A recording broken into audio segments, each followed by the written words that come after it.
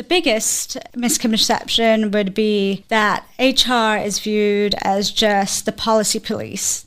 You just heard Roshni Patel with Thrive HR. Roshni has a passion for working with business owners and management teams to develop strategic HR practices to create a thriving business and workplace. Her skills cover all aspects of HR, including recruiting, benefit administration, employee development, performance management, compliance, policy development, and investigations, just to name a few. She ventured as an HR consultant in 2020 to focus on and help small to medium businesses that didn't have HR department or the resources to navigate challenges that we're all facing. She enjoys serving a diverse range of clients, ranging from those in retail, hospitality, engineering, therapy, and accounting, to name a few. Being born and raised in England, UK, she found herself calling Bakersfield home while attending Cal State Bakersfield to obtain her degree in psychology and organizational studies, and continued with a master's certificate in human resources from Cornell University. Roshni enjoys spending her free time traveling, reading, hiking, and connecting with fellow HR professionals where she can share her knowledge and passion for HR.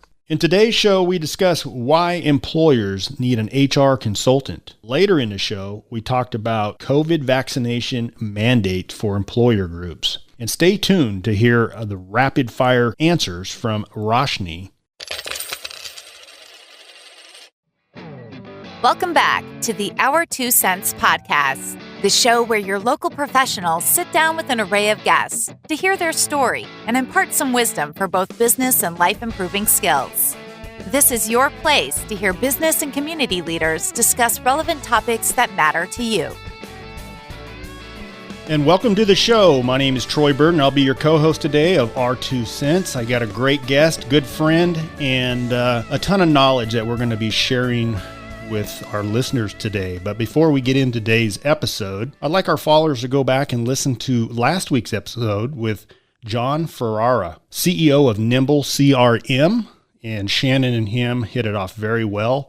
And that's a great show to check out. Also, follow us on our webpage, our social media platforms, so we can communicate with you, so you will know what's going on. Roshni, thank you for joining us today. Can't wait to get into the nuts and bolts of who you are, where you've been, and what you have to offer to our listeners. Hi, thanks for having me. It's been 5-6 weeks for me, and so I'm a little rusty, but between you and I, we'll get back on track. So, Roshni, you and I've known you for years through HR services or SHRM. Really never met you. And then, 4 or 5 weeks ago, I reached out and you and I got together for a cup of coffee because we work in the same arena. And I know that I wanted to know more about your practice and to see if you and I could work together or feed off each other and use each other's resources. But before we get into HR and all those things, which a lot going on with HR, and we'll get deep into that. I remember you working for a CPA firm, very well known, great CPA firm here locally, an accounting admin, and then you went into HR over there. That's right, yeah. So tell me a little bit about your start with the CPA firm. Talk about how you materialized in the HR, and then how you made the big leap in 2020 to your own business. Absolutely. So I graduated here locally from Cal State Bakersfield, knew I wanted to get into HR.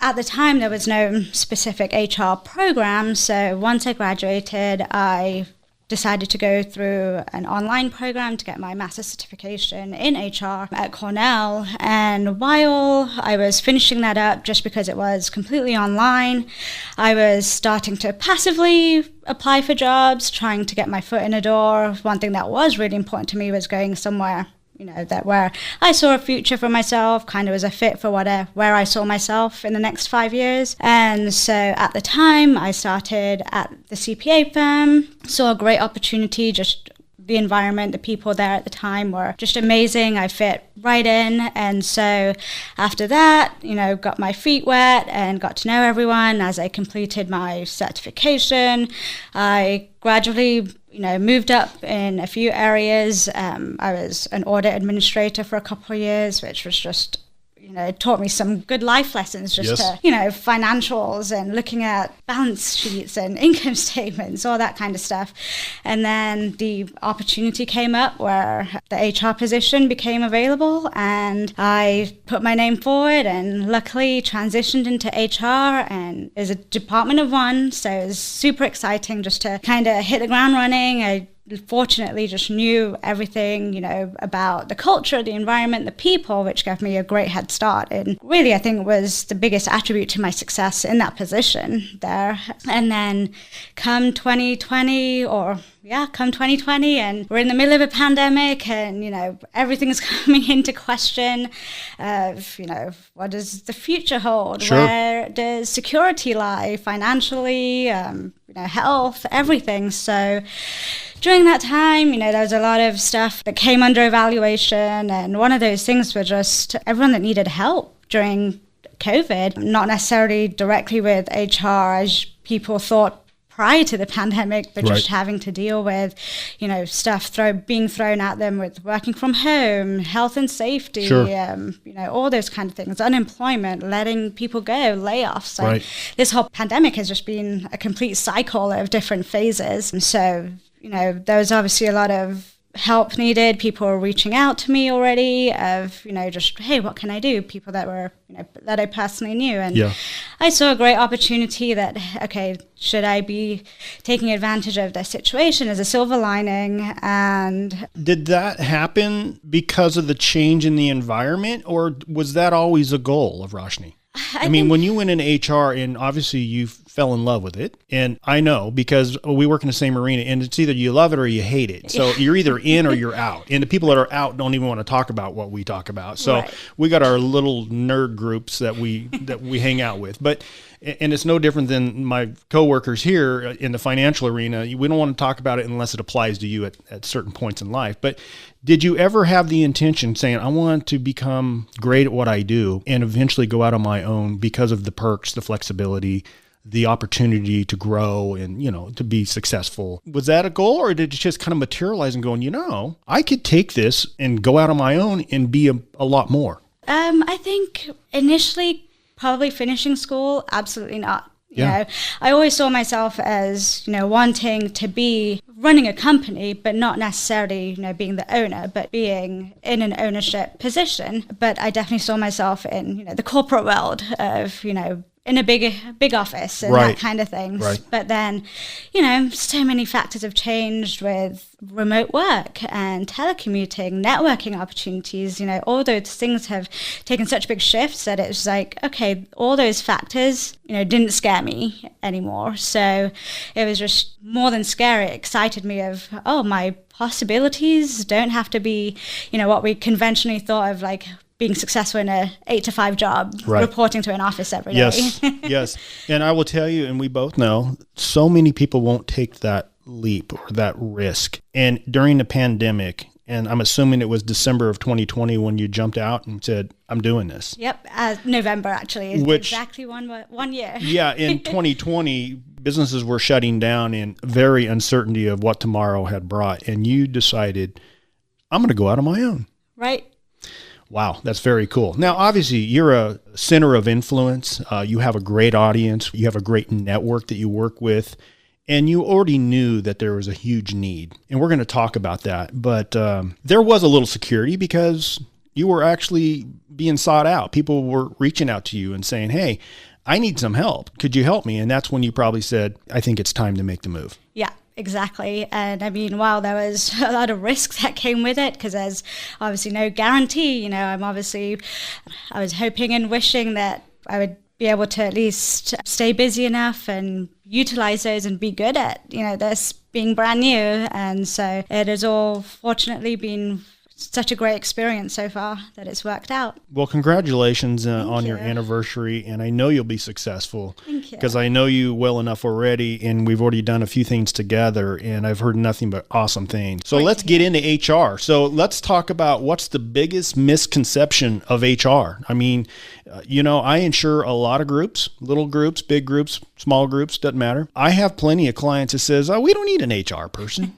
And I know you deal with that. So let's talk about the misconception, the need, and you and I will just play off each other and kind of go through this because there's a lot to cover on a broad view, if you will. And then we're going to pin down a few topics that are hot on the press today. Right. I would say the biggest misconception would be that HR is viewed as just the policy police, that there's something in place and we are going to police every single little thing of make sure everyone's on time every day. This person clocked in 2 minutes late. Oh, this person's wearing this, that's outside of our policy. And, those things are... personal cell phone use. And right. It just goes on for days. Yeah. This person took an extended lunch and those kind of things where, if there's a good practice in place where, managers, leaders, the owner, whoever's directly supporting or supervising should feel empowered to be able to,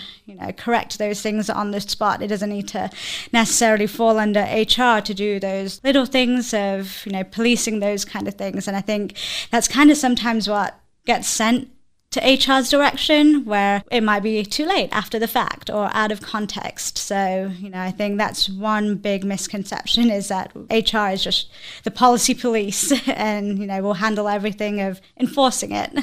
Yeah, and, it depends on the industry, and I'll speak from mine because that's what I know. Yes, we all have jobs and we require a certain amount of labor, of time to be put in to do the job adequately, but we don't monitor people. And we've been remote since lockdown, and I don't think we'll ever go back.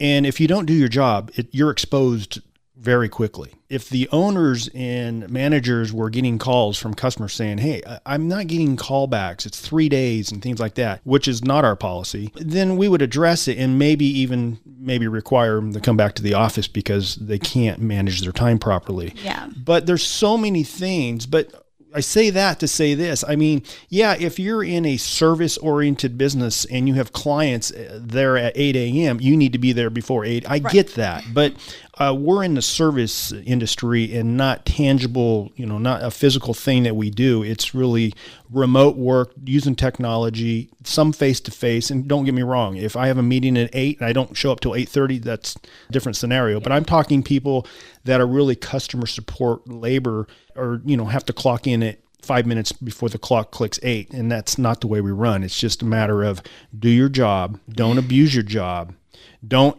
work excessively, still take your breaks, still take your time off. But because of COVID, and this is where you're going to come in, it's created so much flexibility and more understanding to most people, employers as well as consumers. I mean, you better be patient if you go to a restaurant because there's 4 people trying to serve 100 people today because of labor problems. Right. And so people are a little more patient, and it doesn't mean you can neglect it or whatever, but I think people realize that, hey, she's not available from 1 to 1:20 because she has to pick her kids up, or her husband is on a Zoom call at the end of the table and she's got to walk out of the room to take the phone call. So it may go to voicemail, but she's going to call you right back. Yeah. We've had to deal with a lot of that. And obviously you've had to get involved in this discussion and probably write policies and talk to me a little bit about what COVID has changed HR. HR has always been a handful of opportunity, we'll call it.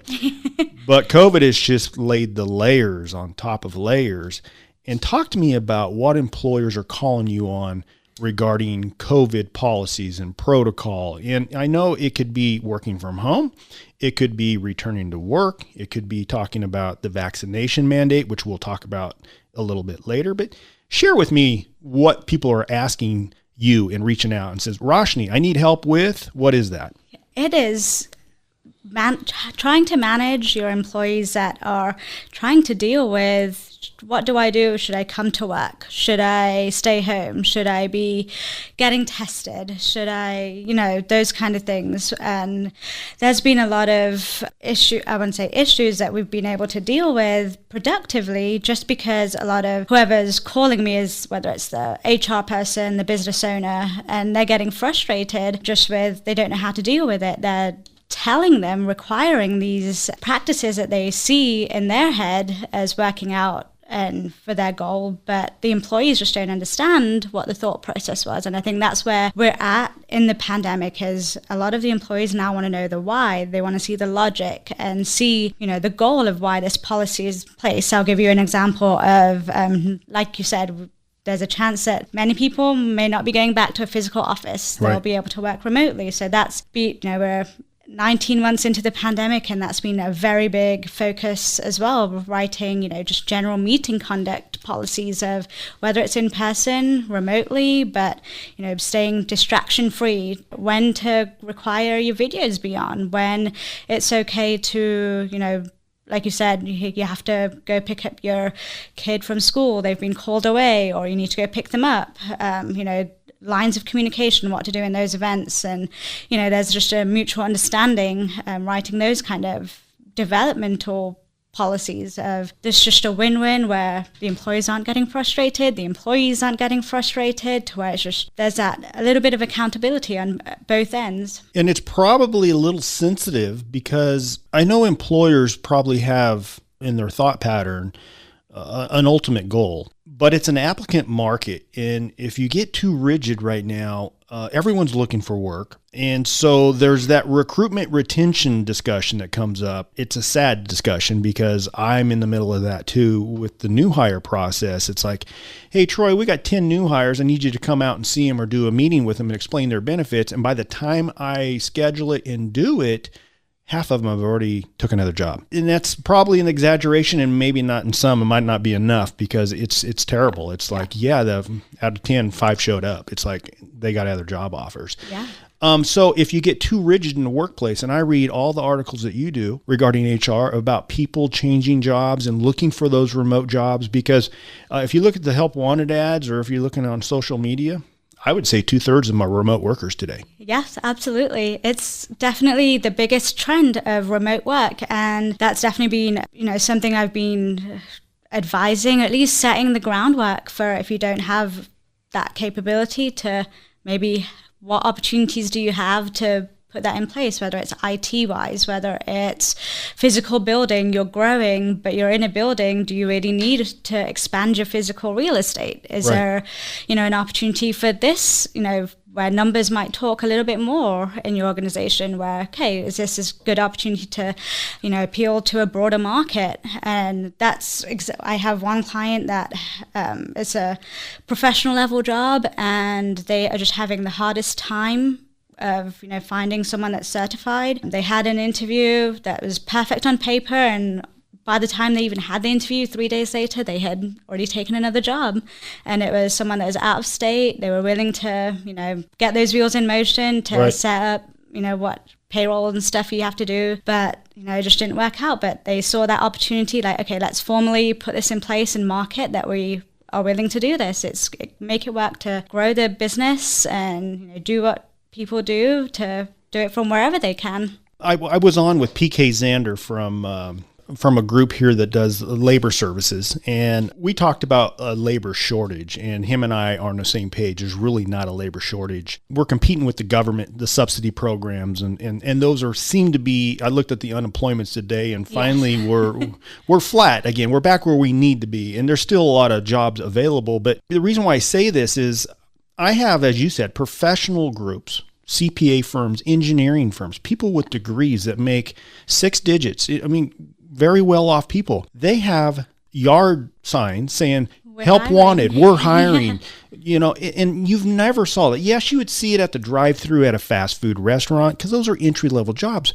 But we're talking very, very high-end professional jobs, and there's such a demand. And I spoke with one of my clients, and he says, yes, we're trying to recruit and can't do it, but what their biggest pain point is, and it's kind of what you did, which congratulations, people are going out on their own because there's a bigger demand. And I don't know what that demand is, but in certain fields, and I'll go ahead and say this, when we did the SHRM mixer two and a half months ago, got to see a lot of old faces. Mm-hmm. Half the people, that's exaggerating, several people that I saw, I said, hey, what are you doing? Are you still with so-and-so? Oh, no, I went out on my own. I'm an HR consultant. It seems to me that there's a lot, and you would know because that's your arena, that a lot of people have made that switch because there's a great opportunity, a huge demand, and the small employers are probably not going to hire a truly qualified HR person because of the cost when they could hire a consulting firm like yourself and say, I need you to help me with a manual. I need you to help me with my hiring practices or my, my retention policy or whatever it is. Am I on track? Is that really where you come in? That's exactly it. These businesses that now, or previously didn't have the resources, the capability, or just didn't need, like you said, to have a full person to be part of the organization, whereas they still need someone to set some groundwork for them in terms of their HR policies, formalizing it. And it's really just a shift in, the workers. Like you said, we're getting back to, where we were, but I just saw the same stats you did today, and 20 million people quit just since April. Yep. Voluntarily quit, which is incredible, just since April. And it is the gig economy, just because if you look at, it's not just that they want to go necessarily on their own, but they want the flexibility. They don't want to be treated poorly. They want equal pay or fair pay, those kind of things where they're willing to take leadership of their own personal lives as a priority. So I think that's a huge, huge shift in, what we're seeing and what we'll continue to see. I think this pandemic's just started that shift, and those challenges are probably going to continue and could potentially still be a threat to businesses that maybe aren't able to be as strategic or open to, set some goals over the next 5 years. Right. It's interesting. I think I've shared this before. I've been requested as an advisor with most of my clients to look at benefits a little differently. The ultimate goal obviously is to control cost, and that's always a long-term strategy. But usually I would come in with a current and a renewal and, a possible option to downgrade it to lower the cost or to keep it flat, if you will. And for, in 23 years, I won't say it's the first time, but it's very rare that employers are saying, you know what, Troy, yes, you've shown me great options to save money, and that's awesome. We need to change our thinking. We need to recruit. We need to retain. What can we do that's different from my competitors or the marketplace to get people to want to come to work here and to stay here for a long term? And so now we're talking about enhancement. We're talking about executive benefits. And I'm reading these magazines about these big corporations. They got in-house daycare. Right. They got bring your pet to work type thing. They got pet insurance. They got all types of personal things. They got tuition reimbursement. Yeah, that's a big one. And people, it's a huge thing. It's like, oh my gosh.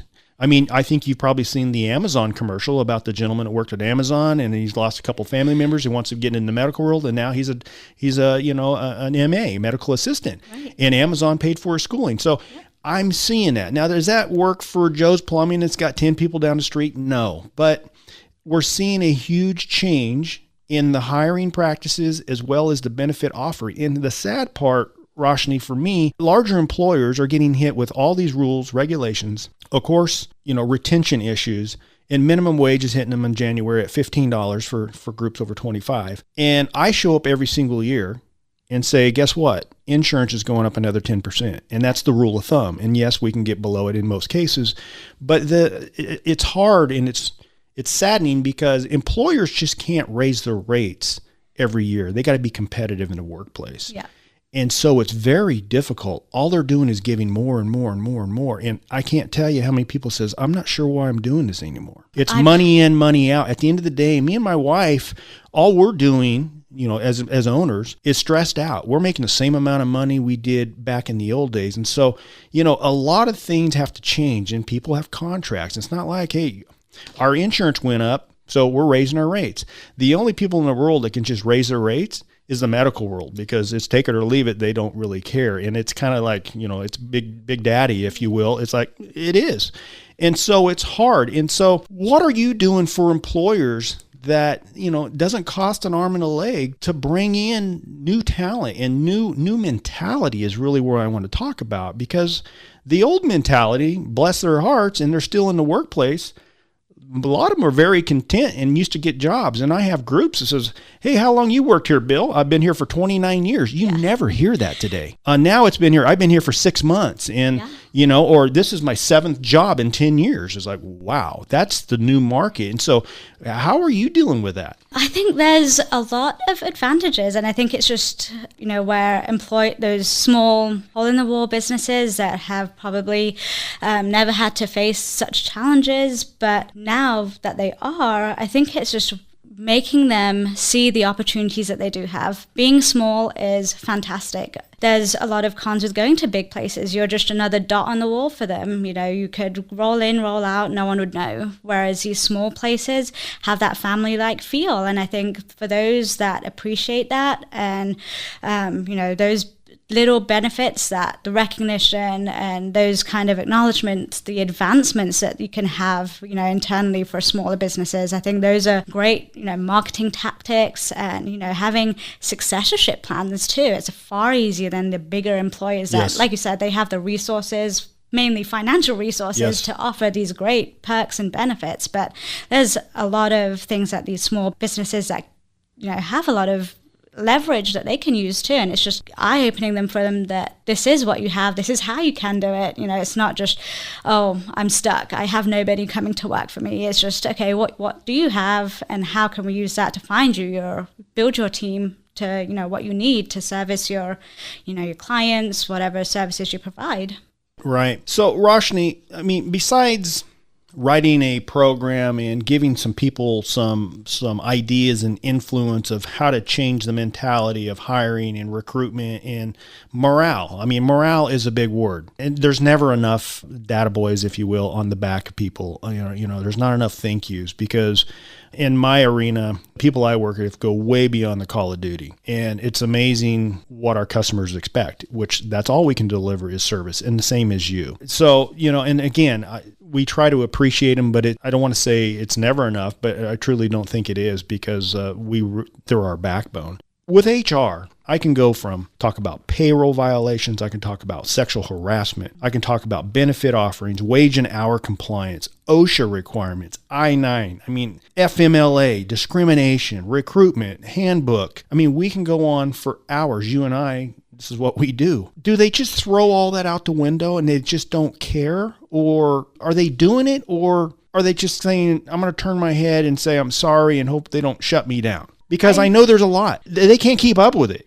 If they are challenged with facing it, but I feel like now we're in the information age. Our employees are so well informed with, what they should be entitled to, what their rights and responsibilities are, that, it's so important to make sure you do have your grounds covered if, things do apply to you. Back in January 1 of this year, they required the California Family Medical Act for 5 employees or more, which is just great. And I mentioned that to a few of my customers, and they're going, no. Yeah. And I'm going, yeah, Google it. And they're going, oh, wow. Yes, exactly. And then next year they update it for in-laws to apply. Right. Surprisingly, I was personally surprised that what was on the bill was any employee could designate someone. So just that you have a roommate that you want to designate as your to care for them. You could take 12 weeks off, protected leave. And when I say leave, that really means you have a right to return to work. Right. So luckily that wasn't passed. Who knows if it does in the future, but the in-laws are now. So let's talk about that. You've been around long enough, and I think I have too. When I see a bill and it doesn't pass, what I found is they may modify it, may tweak it, maybe timing wasn't right, but eventually it becomes law. Right. In some form. And so get ready, it's going to happen. Yes, here's a great example of change in the industry. We're in the middle of a lot of open enrollments right now. January 1 is the busiest time in the insurance world. The IRS released today the new IRS flexible spending account limits today. Yes. Hey, thanks a lot. Which is great to know, but I sure would have liked to know that 3 months ago, because we're in the middle of open enrollment and people have made their elections, some, not all. And now, here we go. And it's like, really? You have to go back to your plan administrator. Is it even an option? So how do we handle it? Oh, well, we got to close open enrollment. Then we got to communicate with everyone that elected and says, by the way, you can put an extra 100 in if you want. Did you want to do that? And just because we do change our docs automatically based on IRS regs. Yeah. But once we're in, yesterday we didn't know this until today. And it's just, this is the part of the world that we live in. And it's just like with you, with FMLA or anything else. And let's get into what everyone's talking about, and that's that employer mandate of vaccination of groups of 100. I mean, it's been a wild ride. You have to be getting calls on that because not only they don't like it, I'm not sure. I've read between some of the lines, it's going to be tough to comply. And it's morale is back to the morale thing. It is a little concerning with me. So tell me, what do you know about that? And let's talk about some of the strategies that you're informing your clientele of how to implement this. So this is going to be something that's going to be in the limelight for, I would say, until the end of January, because, I mean, I'll cover the OSHA's regulation on this of requiring every employer with 100 or more employees, and that is as an employer, regardless work site, remote workers or anything, all 100 count in your whether it applies to you. So with that being said, there's a lot of changes that actually happen December 5th. Yes. It's just the vaccine mandate that's, been all over social media and the news, and that's the biggest challenge that we're facing is everyone that's not vaccinated has to get tested weekly or prove that they are vaccinated. And we have until now and January 4th to comply. Having said that, we have to have a policy in place of formalizing this, what the procedures are going to be. So let's talk. A policy is a written document that explains the protocol of what is required by each employee, and either they got to sign off on it or not, but they need to be notified saying, we're an employer over 100 in this location, for example, and we're required to get this, and so you need to prove vaccination or you need to prove a negative test on a weekly basis. Right. And what I read, the employer doesn't have to pay for the test. Correct. And I was surprised at that too. And I think that was... Which I'm not trying to put it on them, but either way, I see it difficult. So if you work for me, Roshni, and I go, okay, you need to go pay for that. And obviously they're trying to, in my opinion, I don't want to get too political here, maybe creating a little hardship for people saying, yeah, I'm just going to get the test or get the vaccination. That is absolutely their objective. Yeah, I think so too. It's like, we're just going to try to make them do it, enforce them to it. So back to morale. So employees may go, you know what, Mr. Employer, I guess I'm going to resign and go to work for a smaller employer that doesn't have these requirements. Am I tracking? Yep, exactly. And, that's something... And we want to have that in place for those that it does apply to, because, there's a whole question of, okay, well, we don't want them to leave. And what are we going to do if, right now they're in the process of putting it in place? They don't know who is going to change their mind if they're not vaccinated already, or what their practices might be. So it's okay, well, we put them on an unpaid leave and then give them an X amount of time to get vaccinated or come back. Or if they defy this policy, then at least they can't claim unemployment, because then that will cost you in your UI rate too. So there's a lot of factors that have to be considered in what kind of approach. Like, yes, the OSHA has set these standards, but the approach that a company can take can be tailored to at least give the best opportunity possible in a sticky situation. I also read that a mask will be required for the unvaccinated. Correct, yes. So it's almost like, and I wear a mask in public still, and I am vaccinated. I'm not afraid to say it. But when I go to the grocery store and stuff, out of respect to other people, I do that. Family gatherings and things, no, not so much. But you get my point. And now you're kind of labeling yourself. If you got a mask on, they're looking at you like you're probably unvaccinated in the workplace, which creates bullying issues, harassment issues, or discrimination issues. But then there's a mandate that says if you ride in a vehicle with a coworker, then you got to mask up. How are they going to police that? But I also read that you have to report this to OSHA if you have an outbreak or a positive test. Which, I know a little bit about OSHA, and they're not real friendly people, and they're pretty rigid. And even though we're going to get into what's going on today, when they show up, there's usually going to be some fines written. So when you start posting that, hey, we had some positive tests, they're probably going to show up on site and look at your process. Right. Making sure you had, a prevention plan. What kind of protocols were you taking? They're looking at supervisors of enforcing, what their protocol was. Where there bigger,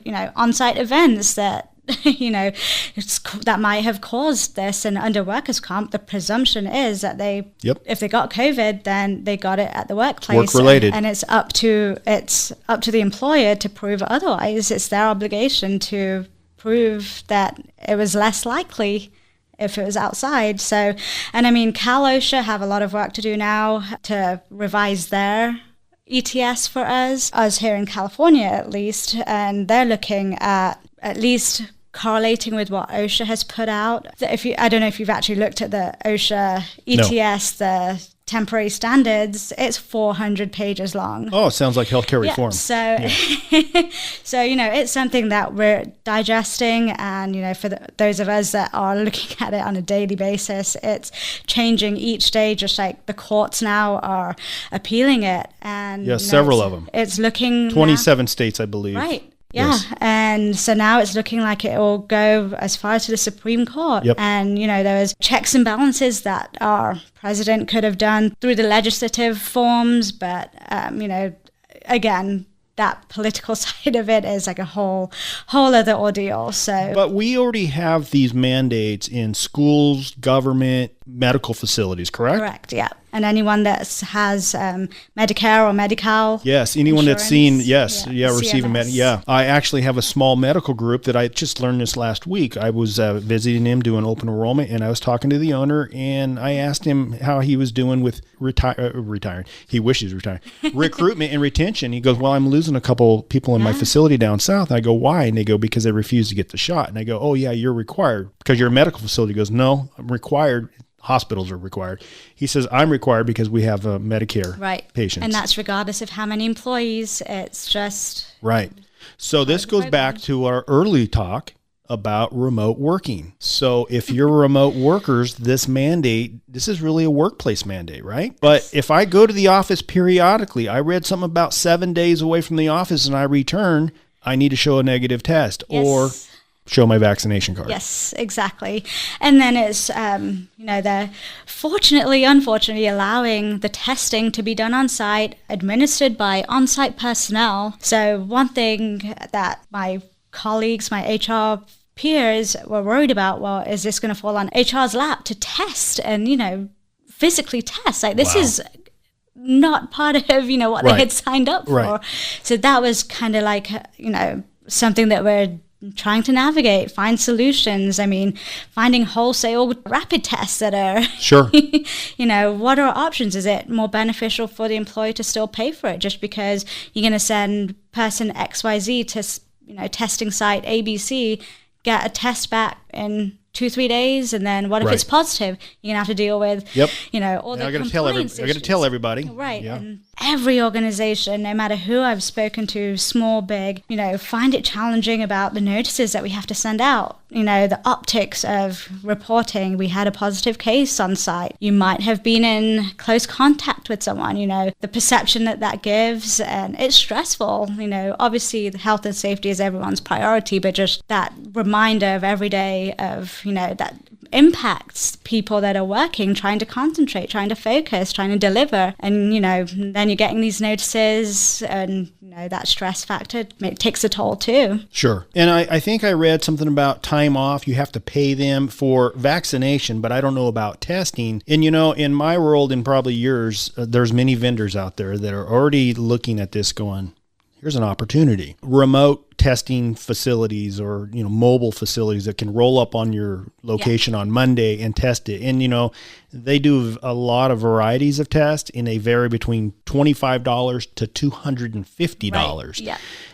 Obviously that's not practical to be doing at a higher limit like that. But, it does create opportunity, and large employers are going to have to do something because urgent cares, I mean, they're flooded. And of course, supplies are a question. And so, it's interesting. And from what I gathered, employers are basically stating that, we feel like the government or OSHA is just overstepping their reach, is kind of the thing behind it, because I just don't know how you could comply. And I don't care what the fines are. In my world, in your world, I read about all the fines of being out of compliance, and it's millions and millions and millions, and just shut me down. But in reality, there is penalty, but you really got to pay attention to these rules. So currently, that is the way we understand the vaccination mandate. But today I wake up, Roshni, and I receive something that says Federal Appeals Court blocks the OSHA mandate in testing emergency vaccination rule. So today it's like, boop, hit the brakes. Yeah,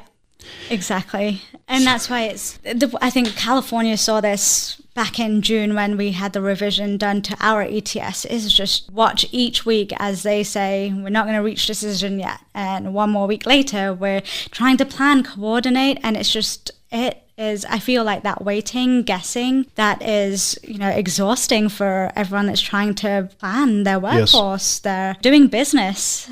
Right. I want to focus on what we are in business to do instead of all the other stuff. So with this being said, and now we have a pump the brakes scenario on this requirement, what would you say to employers regarding the pause, if you will? Now, my take, whatever that's worth, a couple cents probably. I know OSHA's pretty rigid, and if I was an employer and I just said, forget it, it's not on the table today, we'll wait for OSHA to figure this out. And let's say they do figure it out in a couple weeks, hypothetically, and I'm out of compliance and I'm already, I have problems already and I'm reporting things and they show up. I don't think a good excuse is, well, you guys paused it, so I quit working on my process.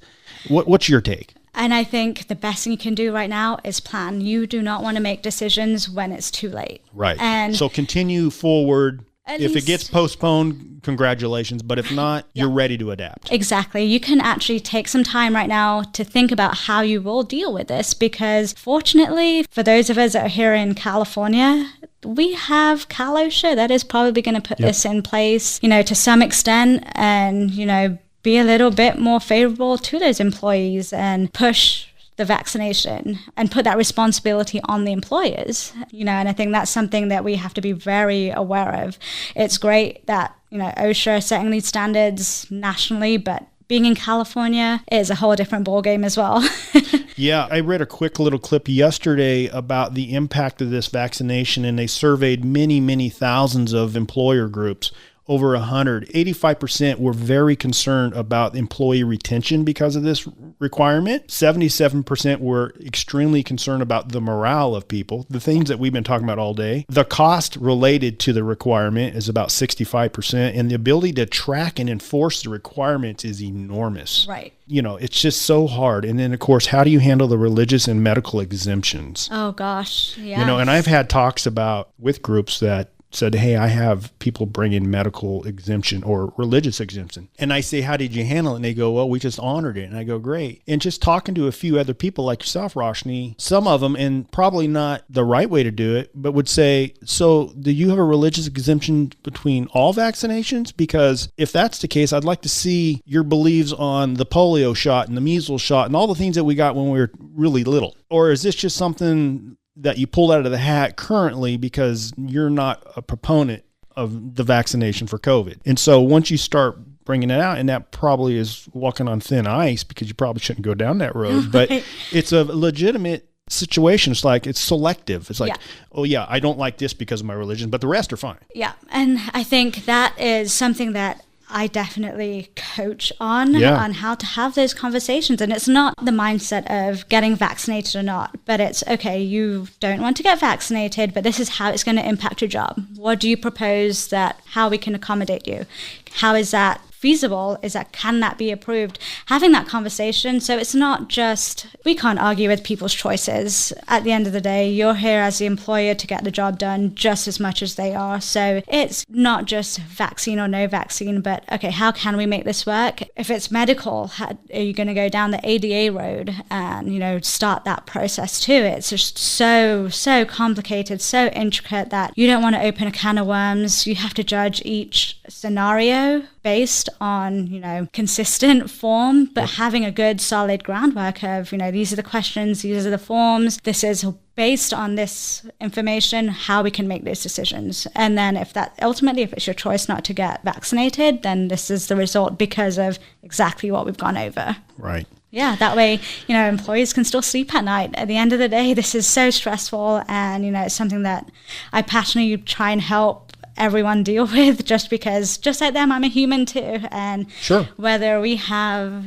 our own beliefs, our own opinions, you just have to be able to set them aside and focus on your employees, your business, your services, your clients, and keep that in mind when you're making these kind of decisions. Yeah, it's amazing how resilient our economy is. And locally, I'm speaking, because 2 years ago we were shut down and we didn't know what tomorrow brought. And I look at unemployment today and I look at a lot of opportunity, and everyone's hiring and things are healthy and people have adapted. Right. It wasn't easy. Yes, we've lost some loved ones in half. We've been a lot more rules and regulations. A lot of pain points, but we're resilient and we've rebounded and we're probably stronger than ever. And so, that's I guess, if there's ever anything good that came out of COVID, and there has been some great things, a lot more negative but those are the things that I look at and going, wow, it's taught us how to do business differently. And, I used to say this, and I'll say it to you, and I don't mean to offend anybody, but I know that you in the HR role, working with senior management, have been talking for years about how they're going to adapt their business model around millennials. That's always been a topic. Yep. And even I have said it. It's like, well, they're a little different because I have kids that are millennials. And it's like, well, we may have to hire 2 or 3 to do the same job that one person's doing that's been here for 30 years. But all of a sudden this happens and I'm going, now the millennials have control because everything went to technology and that's where they master. And it's like, thankfully, and I'm not saying that they wouldn't make it in their workplace, but it's like the light came on. It's like, it's a generational change. Yeah. I mean, we grew up in the information age with the internet. I mean, we saw the transition of what the internet brought to us. We appreciate that. Right. We're using it. And now, I mean, the millennials are already, for the most part, probably in like mid-manager levels already. Yep. And they're coming in to be supervisors. They're the leaders now, and they're bringing in the Gen Zs who were literally born with a cell phone in their hand. So it's just, there's always a generational gift of each contribution that they play to the workforce. Yeah, I mean, we struggled with some of the old-fashioned ways of pushing paper and seeing people face to face, and a lot of them in our practice said that's no big deal. Yeah. We'll just log on and build portals and we'll do it all electronically. And we've been doing it for 2 years, and now we're going, why do we have an office? Why are we going to the office every day? And efficiencies are so great because of less interruptions. And so there are been some great things. Roshni, you have really informed us a lot of HR consulting practices in Thrive HR. But let's talk a little bit more back to you. Your 1-year anniversary is coming up. Is it everything you dreamed of? Let's go there. And more. I am such a planner. I have everything planned out, whether it's in a spreadsheet. I see your notes. You are right. Yeah, I have everything, whether it's notes and spreadsheets or packets and stuff like that. So to have made this leap quite successfully, I mean, I had, going back to last year, this was obviously something I had thought about that I want to do, and I was like, oh yeah, great, I can do this. But then when it came down to the push and shove, I was like, oh gosh, no, what am I doing? What am I putting on the line? Sure. And I was so fortunate to have the support group that I did have that really pushed me to make that initial leap, just because I like predictability, I like routine, and that sense of security. And so where I am today, it has been just phenomenal. I think everything happens for a reason. Things that happened 5 years ago now is like, wow, okay. The connections I made, the things that I learned, the opportunities that I had, it's just been incredible, and I didn't realize how much I would value, the face-to-face networking opportunities that Bakersfield brings, just because we're a small, big town, and, I moved here not knowing anybody, and being able to call this place home for the foreseeable future. I have no reason to go anywhere else, but the community here is just amazing for my business, for me, and I think it's just everything lined up just as I had hoped and more. No, I agree with you. Kind of reminds me of the podcast of Joe Peters I just listened to yesterday. You get up, you work hard, and things will pay off. In Bakersfield, it is a large, small town. Your reputation is everything, and it will spread like wildfire. You do great things and it'll spread, but boy, you do something bad, it'll spread really fast. And I know that's not the case with you. You do great work and you got a great group around you. So can you share a little bit of the goal of Thrive HR? Are you hoping that you actually add some employees at some point? I do. I really didn't think I would, as ironically as it sounds, I really didn't think I would. When you hire employees, you get HR problems, right? Right, exactly. I didn't want to deal with that. Yeah, it's easy when it's just you. But I mean, looking at where my clients are, the services, how I want to grow and how I'm spending my time, I think I'll definitely be starting to grow my team, within at least the next year, hopefully. And I have a passion for Cal State here. Being a Cal State alumni, we have an HR certification program. Great program. As part of KC SHRM, we try and do as much with the students out there as well. So I like the idea of creating those opportunities now. And are you the president yet or going to be? I am. I'm the incoming president. So 2022, I'll be the president. Yeah. And it'll be a very exciting So on your year. spare time, you're going to be working on that stuff. Yep. And I'm so excited. It's been a wild ride for just KC SHRM too, with going virtual, not being able to do any of our, being a networking organization. That's kind of one of the core functions. So it's hard to get together when you can't get together. Right, exactly. So we just had our symposium last month, which was fantastic. It was such a great opportunity for everyone. Everyone's so thirsty to get out there and be able to network, especially just in the HR world where we're all in the same boat. We're in this together, whether you're an HR department of one, a big team, everyone has the same grievances, the same challenges. Oh, yeah. So the support that KC SHRM provides is just amazing. It's a great organization. I belong, and not only I get to see a lot of clients and potential prospects, but to learn on a monthly basis because HR is a moving target. And to learn, I go usually with coworkers, and we always look at each other and start grinning because it applies to us. It's like, yeah, we're not doing that either. It's like, yeah, we didn't. We're missing that one too, Yeah. And I think that's probably pretty common. I don't believe there's such thing as anyone 100% compliant on any given day. It changes so fast, and that's why you need a team. And in the bigger organizations, I have some HR staff that are 5 and 6 deep, and everyone has their specialty. But I will tell you, if you're thinking about growing your business, your customers will ask you to do things that's maybe not down your road at this time. And that's where you see the opportunity going, wow, maybe I ought to get into this because there's a lot of demand. And you know what? You just get up every day, like Joe Peter said, and go to work, and you're going to see that opportunity and it's going to materialize. And there's no doubt in my mind, you're going to be successful and a well-known HR consultant here in Bakersfield. Thank you. I do hope so. I set big goals for myself and I have no reason not to make them happen. No. So we're going to get personal here and we're going to wrap it up. We usually try to get a little personal about you. And, I would like you to share with us, tell us something about you that nobody knows. That is a tough one just because would like to think of myself as being an open book. Okay. But I would say the most surprising thing that most don't know is that I hate's a strong word, but dislike with a passion coffee. Really? Yeah. And I invited you to coffee. That was... And I had a tea. Oh, you did? Yeah. Okay, see, I didn't catch that. I wasn't that observant. And it's... Unfortunately for my husband, who is a coffee drinker, when he makes a Keurig cup of tea, a coffee, we want to make sure that's rinsed out before I need to go make a tea. I mean, the smell, the taste of it, I can't stand it.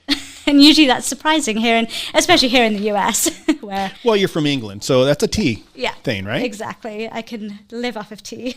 And I don't know how many people know you're from England. I mean, I hear the accent. Once I read it in your bio, it's like, oh yeah, I hear it now.